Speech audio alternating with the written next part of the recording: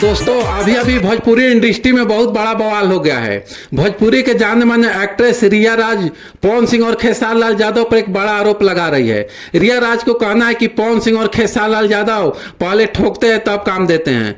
सुने वो लोग ठोका तो दोस्तों चलिए पूरा बात समझाते हैं कि आखिर रिया राज बड़े कलाकार को नाम क्यों बदनाम कर रही है।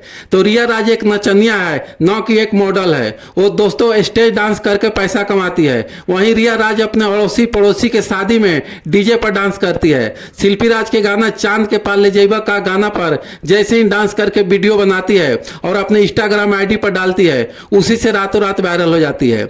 इसके बाद मीडिया वाले चैनल वाले उसका इंटरव्यू लेने आते हैं तो मीडिया के माध्यम से आरोप लगाती है कि पावर स्टार पवन सिंह और खेसारी लाल यादव ठोका ठोकी करके काम देते हैं और अरविंद अकेला सिर्फ सुघरा के काम देते हैं। रातों रात घोड़ा पर चढ़कर चांद के पार जाने वाली रिया राज कभी ढोड़ी दिखा के तो कभी बदन दिखा के वायरल होती है।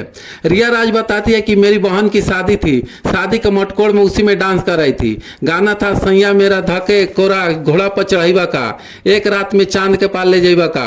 इसी गाना पर डांस करके वीडियो अपने इंस्टाग्राम पर अपलोड करती है और रातों रात वायरल हो जाती है। इसके बाद मीडिया और चैनल वाले इंटरव्यू के लिए आने लगते हैं। किसी ने पूछा कि आप खेसारी लाल यादव और पवन सिंह के साथ काम करना चाहती है। इस पर रिया राज बताती है कि पवन सिंह और खेसारी लाल यादव पहले लेते हैं तब काम देते हैं। रिया राज बताती है कि हमको बचपन से एक्टिंग करने की शौक थी, जो कि अब जाकर पूरा हो रही है। रिया राज के इंस्टाग्राम आईडी पर 1 मिलियन फॉलोअर है। आजकल वो बहुत तेजी से वायरल हो रही है। तो दोस्तों आप लोग कमेंट करके बताएं कि क्या पवन सिंह और खेसारी लाल यादव पर ऐसी घटिया बयान देकर सही किया गलत की।